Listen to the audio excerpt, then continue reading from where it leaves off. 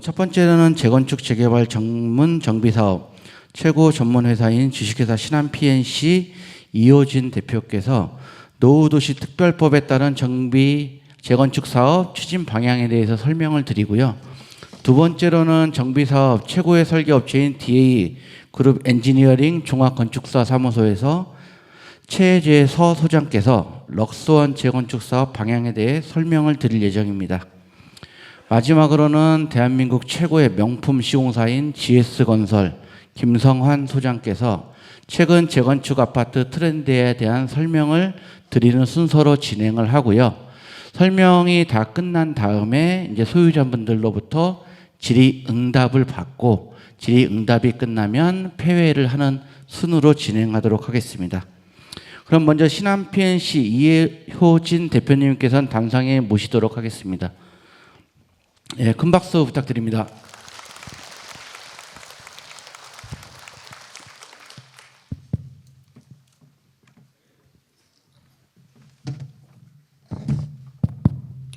네, 안녕하십니까. 정비사업 전문관리업체 주식회사 신한 PNC의 대표이사 이효진입니다. 다시 한번 인사드리겠습니다. 반갑습니다. 저는 오늘 여기에서 가장 관심이 있으신 우선 특별법에 따라서 어떻게 재건축이 진행되는지 이러한 행정적인 절차에 대해 좀 간단하게 말씀드리겠습니다. 뒤에 준비된 게 저희 사업장에 대한 어떠한 설계안과 그다음에 GS라는 곳에서 어떻게 아파트를 지을지에 대한 어떤 계략적인 모습들을 좀 보여주기 때문에 아마 법적인 부분들은 많이 관심이 없으시겠지만 그래도 우리가 이 내용들을 조금 잘 아셔야 앞으로 동의를 하시거나 협조를 해주시는데 큰 도움이 되지 않을까 이렇게 생각을 하고 있습니다. 우선 저희 회사 소개 간단히 드리겠습니다. 왜냐하면 정비사업 전문관리업체를 여기 계신 분들은 대부분 모르셔야 됩니다. 왜냐하면 재개발, 재건축 관련해서만 이러한 업체가 있기 때문이고요. 정비사업 전문관리업체는 재건축 사업을 시작하실 때 조합 설립 이전부터 해서 조합이 해산될 때까지 처음과 끝을 함께하는 유일한 업체고요. 자, 그럼 무슨 일을 하느냐? 재건축은 수많은 인가와 허가 절차를 가지고 있습니다. 조합 설립 인가, 사업 시행 인가, 관리 처분 인가, 준공 인가 등 이러한 인허가 과정을 우리 주민분들이 준비하시기에는 너무 생소한 분야입니다. 그래서 저희 같은 업체, 국토교통부로부터 인정받은 이러한 업체가 재건축 사업을 진행하시는데 행정적으로 인허가적으로 절차적으로 많은 도움을 드리는 업체라고 설명을 드리도록 하겠습니다. 자, 그럼 본격적으로 노후계획도시 특별법이 과연 어떤 건지 말씀드리도록 하겠습니다. 그 전에 재건축, 그러니까 정비 사업이란 어떠한 절차로 진행되는지 살짝 말씀을 드리자면 가장 왼쪽 우리 정비 계획 단계가 있습니다. 이 계획 단계는 밑그림을 그리는 거라고 생각하시면 됩니다. 예를 들어 A4라는 조그만 종이에 그림을 그릴지 A3라는 큰 종이에 그림을 그릴지 이렇게 밑그림의 크기를 결정하는 과정이 제일 왼쪽에 있는 정비계획 수립 및 지정 단계입니다.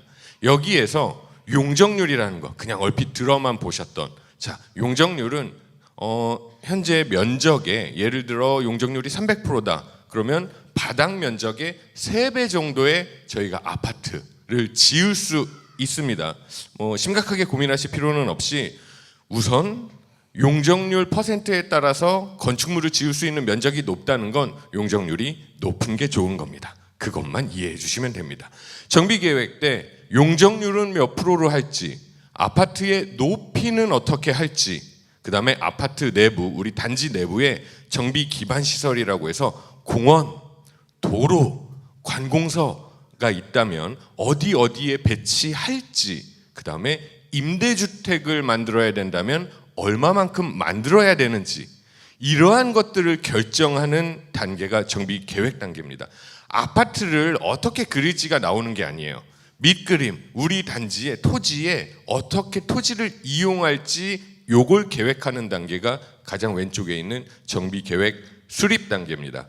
그리고 나서 이제 조합 설립을 하고 그게 이제 수립이 되면 그걸 지정이라고 하는데, 정비계획 고시가 나서 지정이 되면 이제 조합도 설립할 수 있고 아파트를 어떻게 지을지 건축 심의도 받고 사업시 인가도 하고 관리 처분하고 아파트 짓는 과정으로 가게 됩니다.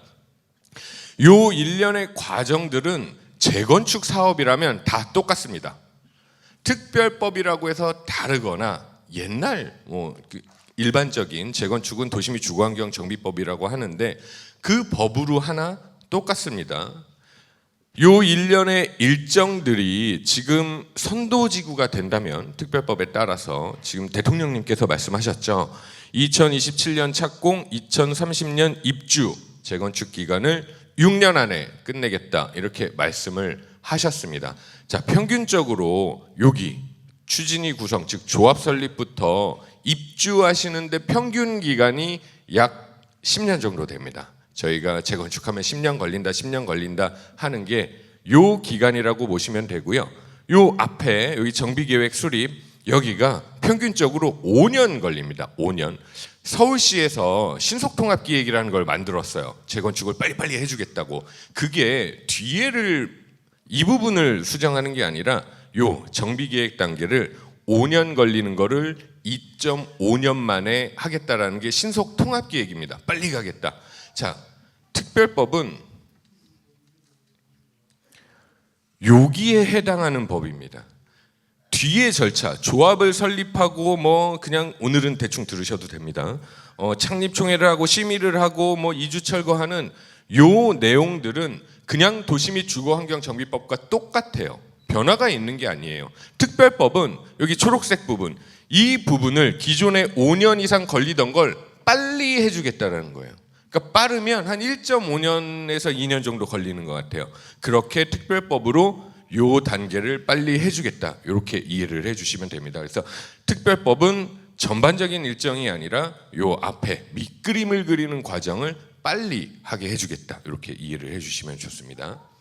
자, 그럼 특별법은 이제 며칠 안 남았습니다. 4월 27일 날 이제 시행이 되고 시행이 되면서 적용 대상이 있습니다. 택지 조성 사업 완료 후 20년이 경과한 지역에 100만 제곱미터 이상의 택지. 근데 평촌은 514만 제곱미터입니다. 평촌 전체가. 그렇기 때문에 평촌은 특별법에 적용되는 이제 도시가 되는 겁니다.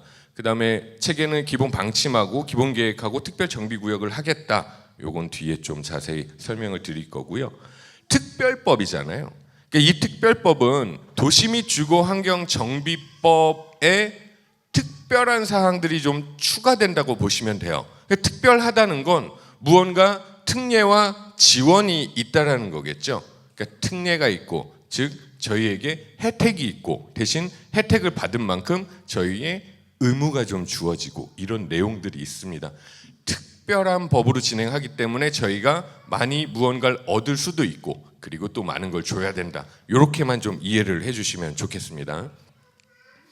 자, 절차는 기본 방침은 국토교통부 안양시에서 기본 계획을 세우겠다라고 하는데 요건 거의 끝났습니다. 요건 이제 거의 끝나갈 거고 그리고 나면 특별 정비 구역을 지정하게 됩니다. 이게 아까 보셨던 초록색이에요. 밑그림을 그리는 단계예요. 이건 밑그림이 아니라 정말 밑그림이 나오기 전에 종이를 만드는 단계라고 보시면 돼요. 그러니까 국토교통부나 안양시에서 우리 구역의 전체적인 계획을 세우는 단계니까 우리 단지랑은 크게 상관이 없어요. 우리 단지의 계획을 세우는데 기본이 되는 요 단계고 요건 이분들이 알아서 하시는 거고 저희는 요 내용이 결정되면 특별정비 구역을 신청하고 지정되면 자, 구역별 사업 진행이라는 요거는 아까 보신 초록색 이후의 단계예요. 조합 설립, 사업 시행인가, 관리 처분인가, 준공, 입주. 그러니까 도시 및 주거환경 정비법에 따른 그냥 절차예요. 변화가 없는 거예요. 여기가 가장 많은 기간이 걸리는 과정입니다.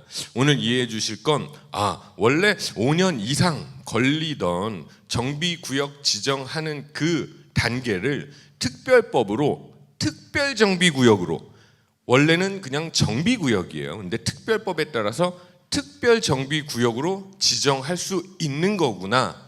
요 정도만 여기까지 알아주시면 됩니다. 자, 그럼 특별 특별 정비 구역은 무언가? 지금 여기 계신 분들이 그 언론상이나 아니면 관심들이 있으시면 선도지구만 생각하실 거예요. 선도지구는 우선 살짝 빼놔야 돼요. 특별법에 따르면 특별정비구역이 가장 중요한 겁니다. 그럼 특별정비구역이 어떤 의미를 갖느냐? 특별정비구역으로 지정을 받아야만 재건축을 할 수 있습니다. 필수 조건인 거예요. 자, 특별정비구역으로 지정을 받지 못하면 주민분들이 아무리 뭘 동의서를 쓰고 뭘 해도 재건축을 하실 수가 없어요. 특별정비구역으로 지정을 꼭 받으셔야 돼요. 그럼 특별정비구역으로 지정받는다는 건 무조건 재건축이 되는 거냐? 아닙니다. 그러니까 특별정비구역으로 지정받으면 자, 이제 재건축을 할 수 있는 그냥 바로 전 단계가 된 거예요. 거기까지만 보시고 내용들을 살펴보고 이제 우리 재건축 가자, 조합 설립하자, 그때 움직이시는 거예요. 그러니까 특별정비구역은 그 기초 단계, 전 단계를 확실히 가셔야 된다. 그 전 단계다. 이렇게 말씀을 드릴 수 있고, 자, 특별정비구역의 의미를 말씀드렸다면 특별법에 따라서 특별정비구역으로 지정할 수 있는 기준이 있어야 됩니다. 지금 특별법에 따르면 특별정비구역으로 지정받을 수 있는 조건은 크게 4가지가 있습니다. 첫 번째, 일정 폭원 이상의 도로 등으로 단독 공동주택단지가 통합적으로 정비가 필요한 거. 우리 아파트 단지 딱 생각하시면 돼요. 럭키랑 성일이 있는데 우리 2개 단지 주변으로 약간 큰 도로가 있죠. 그룹 돼 있습니다. 이렇게 단지들을 보면 한 단지마다 주변에 25m 이상의 도로가 있는 게 아니라 저희 단지 같은 경우는 럭키와 성일 하고 그 주변이 이제 25m 이상의 도로로 이렇게 형성되어 있어요. 즉 특별법은 단순히 하나의 단지의 재건축을 목표로 하지 않습니다. 이유는 자, 저희 신도시죠. 평촌은 신도시예요. 이미 도시 계획이 되어 있는 도시예요. 이 도시 계획이 되어 있다라는 의미가 어떤 거냐면 정비 기반 시설이 잘 되어 있느냐 아니냐예요. 근데 저희는 도로도 잘 닦여 있고 공원도 잘 형성이 되어 있어요. 그러니까 정비 구역, 정비 계획이 잘 된 신도시예요. 그럼에도 너무 노후화가 되다 보니 여기를 다시 개발이 필요한 거예요. 단순히 단지별로 아파트만 새로 지을 거면 이게 어떻게 보면 정비 사업의 큰 규모로 볼 수가 없어요. 그냥 리모델링 하시면 깨끗해지겠죠, 아파트들. 관에서는 이 신도시의 노후화를 해결하기 위한 방법으로 어느 정도 정비 기반 시설이 구축되어 있으니 조금 더 우리 주민분들이 편하게 생활하실 수 있는 그 면적, 그 범위를 넓혀서 조금 더 체계적으로 정비 사업을 해야 되겠다. 이래서 그룹 단위, 블럭 단위의 재건축을 특별정비구역의 조건으로 우선 첫 번째가 있고요. 요 4가지를 다 조건에 맞아야 되는 건 아니에요. 4개 중에 하나만 맞아도 특별정비구역으로 지정될 수 있습니다. 두 번째는 주요 역세권 및 상업 업무지구의 복합 고밀 개발 필요한 구역이에요. 그냥 심플하게 역 가까운 곳. 역 가까운 곳은 고밀화하자. 지금은 역 주변도 평촌 아파트들 보면 한 10몇 층, 한 중층 아파트들이 돼 있어요. 근데 역 중심으로 활발하게 진행되니 고밀, 세대수를 많이 넣을 수 있게 개발하겠다. 그래서 고밀이 되는 거예요. 그래서 역세권은 통합이 아니어도 특별정비구역으로 지정받을 수 있다. 지정받는다가 아니라 지정받을 수 있다. 자, 3번째, 광역교통시설 및 기반시설 확충 또는 자족 기능 향상을 위해 개발 및 정비가 필요한 구역. 잘 돼 있는 게 아니라 이 평촌 내에서도 어떤 교통시설이나 정비 기반시설이 조금 부족해서 여기는 빨리 좀 계획이 필요하다라는 구역. 4번째에는 이주단지 조성이나 순환용 주택 공급 등 이주 대책 추진에 필요한 구역. 자, 평촌 아까 500만 제곱미터가 넘잖아요. 그러면 세대수도 저희가 많죠. 모든 단지들이 한 번에 자 이제 재건축하자 하고 딱 하면 건물 부셨을 때 어디로 이주하실 거예요? 안 된단 말이에요. 관에서 특별하게 정비계획을 하기 때문에 이주 단지를 제공하고 이주를 하실 수 있게끔 계획적인 정비 사업이 진행돼야 되는 거죠. 그렇기 때문에 처음에 진행을 해서 이주 단지를 여기가 형성시켜서 다른 데가 개발을 할 때 이 구역이 이주 단지로서 도움을 줄 수 있는 지역이 어딘가, 이러한 기준으로 특별 정비 구역을 지정하겠다라는 거예요. 자, 조건이 조금 있죠. 뭐 어려운 조건들은 아닌데 몇 가지 조건들이 있습니다. 그렇기 때문에 혜택을 줘요. 용적률에 대한 인센티브, 그다음에 두 번째가 안전진단 면제 또는 완화, 건축계획 통합심의, 그다음에 기부 체납 방식의 다양화, 학고 공원의 재배치, 지구 단위계의 기준, 이렇게 특별한 인센티브를 준다라는 내용입니다. 이 인센티브를 한 번만 살짝 보면, 건축 규제 완화는 지금은 막 1종, 2종, 3종 해서 어떤 용도 지구가 결정이 되어 있습니다. 이러한 부분들을 좀 완화해서 도시계획을 하는데 조금 유연하게 도시계획을 하겠다라는 의미로 봐주시면 되고요. 주민분들한테 그렇게 큰 혜택은 없습니다. 두 번째, 건폐율 제한. 건폐율은 이제 전체 면적에 얼마만큼의 면적을 차지해서 이제 위로 올릴 거냐, 높이가 아니라 전체 면적 중에 건축물이 차지하는 그 영역의 비율인데, 건폐율도 어차피 높게 형성되지는 않습니다. 다른 데랑 다 적용이 되기 때문에 이것도 뭐 크게 중요한 부분은 아니고, 여기죠. 용적률 제한 완화. 자, 그 3종 일반 구역이 가장 보편적인 아파트 단지인데, 국토교통부에서는 법적 상한 용적률이 이제 300%까지예요. 300%까지 이제 올릴 수 있고, 300%는 개념은 땅이 이제 100이면 건축물을 지을 수 있는 건축물의 면적이 300이 되는 거예요.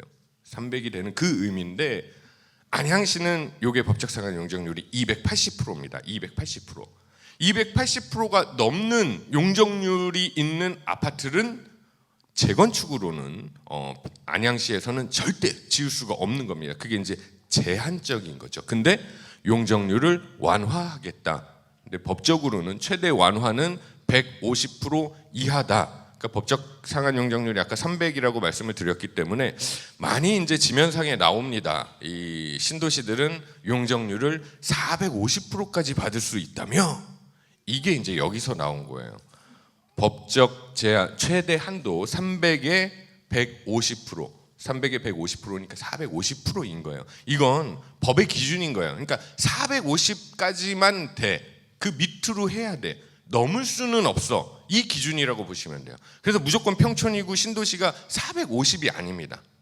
또 하나는 750이라는 개념도 들어보셨을 거예요. 750은 또 왜 나왔냐? 그러니까 준주거라고 해서 상업시설에 포함된 부분들은 우리가 상업지구라고들 얘기하는데, 여기는 법적 상한 용적률이 500%예요. 그러니까 500%에 150% 하니까 750이라는 얘기가 나온 거예요. 근데 우리 아파트들은 그렇게 나오기는 어차피 힘들고요. 앞으로 조금 더 지켜봐야 되는 겁니다. 450은 절대 넘을 수가 없다. 그러면 450까지는 받을 수 있냐? 아직 모르는 상황입니다. 법이 구체화돼야만 우리가 어느 정도의 용적률을 받을 수 있는지 확정이 되는 상황입니다. 아직까지는 불확정적이다. 이렇게 좀 말씀을 드리도록 하겠습니다. 자, 특별정비구역은 아까 이제 말씀을 드렸잖아요. 그 특별법에 따라서 특별정비구역을 지정하는데, 선도지구는 새롭게 지금 법을 만들어서 이 법이 활성화될 수 있도록 시범단지를 만든다. 이 개념으로 생각해 주시면 돼요. 특별정비구역이 중요한 거고, 이걸 잘 활성화시키기 위해서 한두 개 단지, 선도지구, 시범단지를 만들자라는 내용이 이제 법에 들어있는 겁니다.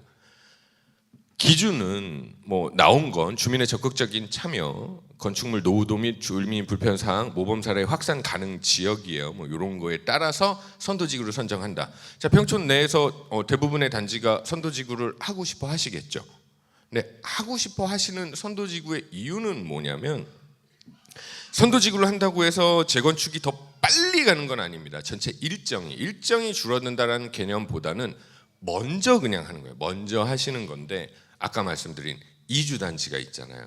이게 여러 단지가 한 번에 이주하면 이분들이 가실 곳이 없기 때문에, 어떻게 보면 이주 단지가 제한적이기 때문에 첫 번째로 진행하는 요 단지와 두 번째 진행하는 단지에 시차가 좀 생기겠구나, 몇 년 정도 늦게 가겠구나, 이러한 생각 때문에 이제 빨리 선도지구로 먼저 가자인 거지, 선도지구는 빠르다의 개념은 아니에요. 단 아까 말씀드린 것처럼 선도지구는 시범 케이스예요. 우리 관에서, 그러니까 안양시가 됐든 국토교통부가 됐든 특별법에 따라서 이제 정비 사업을 진행해야 되는데, 자, 그럼 선도지구는 무조건 성공해야 되나요? 아니면 성공하지 않아도 되나요? 네, 무조건 성공해야 되는 겁니다. 안양시나 국토교통부 입장에서는 선도지구는 무조건 성공해야 돼요. 그럼 적극적으로 도와주겠죠. 조금 필요한 부분들이 있으면 적극적으로 도와주고, 자, 그게 선도지구의 장점이라고 생각을 해주시면 돼요. 그렇다고 무조건 선도지구만 생각하실 게 아니라 특별정비구역으로 우리의 생활을 좀 더 나게 편하게 이렇게 하는 방향으로 재건축을 진행하는 거니, 너무 선도지구만 생각하실 건 없고 특별정비구역으로 이렇게 정비 사업을 진행하셔도 충분히 좋은 상황이 될 수 있습니다.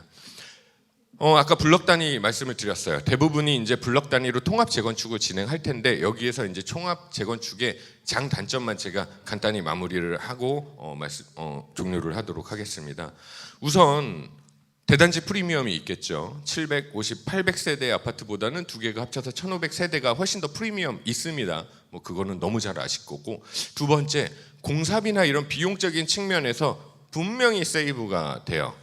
800세대 아파트를 만드는 것보다는 1500세대를 만드는 아파트가 건축비나 이러한 비용적인 부분에서 충분히 세이브가 되는 사항들이 있습니다. 또 하나는 이제 지하를 아니면 커뮤니티를 통합해서 진행하기 때문에 이러한 여러모로의 좀 대단지로서 누릴 수 있는 이러한 장점들이 있고요. 단점은 어쨌든 두 단지가 결합하시는 거예요. 그러면 서로의 어떤 요구하는 사항들이 좀 많이 있습니다. 그러다 보면 약간 통합이 안 되는, 하나로 의결되지 못하는 이러한 과정들이 있을 수도 있는데, 대표적인 통합단지가 뭐 원베일리라고 반포대교 건너면 그 아파트가 있습니다. 거기가 이렇게 5개의 단지가 통합해서 지금 원베일리로 작년 8월 달에 입주를 했어요. 개별적으로 진행하는 것보다 지금 한 2,900 거의 3,000세대에 가까운 이제 단지가 형성이 됐고요. 대신 기존에 있는 나는 여기가 한강이거든요. 한강변, 나는 무조건 한강변 가야 돼. 그 전에 많이들 싸우셨겠죠.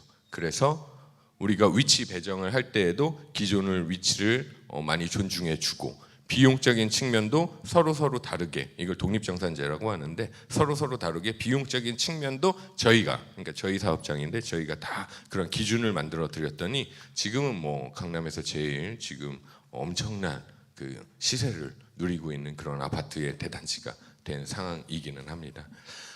마지막으로 특별법에 따른 일정을 좀 말씀드리자면, 벌써 이제 4월이 됐습니다. 내일 모레면 특별법이 이제 시행되는데, 아마도 5월 정도 되면 선도지구를 어떻게 지정할지 계획이 나올 거고요. 그거에 따라서 각 단지들은 아까 말씀드린 것처럼 그러한 기준들, 아직 기준의 구체적인 내용이 나오지는 않았어요. 그렇기 때문에 어떠한 기준으로 선도지구를 선정하게 될지, 요게 이제 우리가 5월 이후에 관심을 가져야 될 사항인 거고요.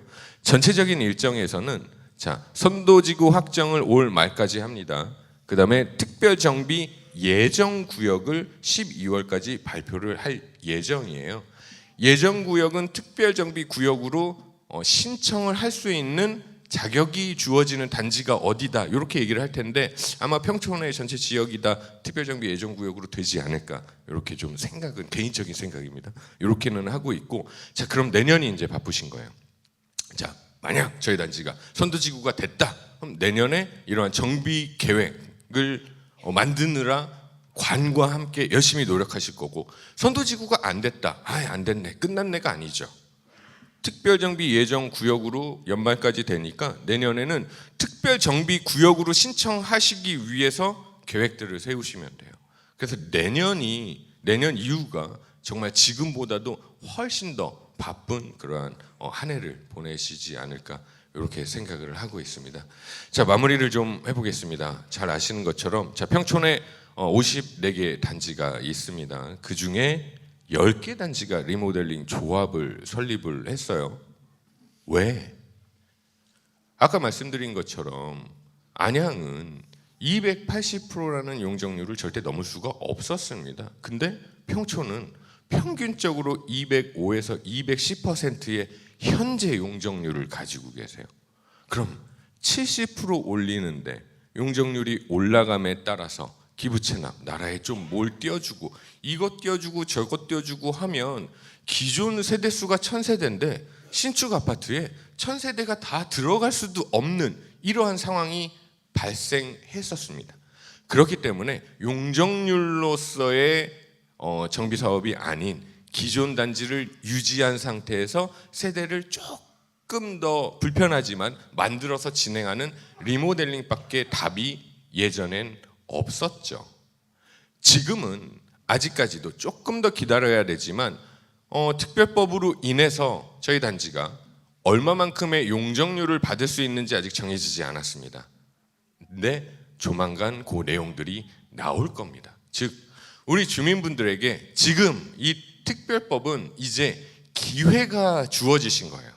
그러니까 기회가 아까도 말씀드린 것처럼 정비계획까지는 최대한 달리셨으면 좋겠어요. 그러니까 조합을 아니면 재건축을 할지 말지는 정비계획을 받으시고 지정받으신 이후에 그때 결정하시는 게 좋지 않을까라는 게 제 개인적인 의견이면서 좀 부탁 사항입니다. 어쨌든 선도지구는 좀 많이 준비를 해주시고 그게 안 되더라도 너무 실망하지 마시고 특별정비구역을 위해 많이 노력해 주셨으면 이렇게 부탁을 드리면서 발표를 마치도록 하겠습니다. 그럼 다음 준비하고 네 감사합니다.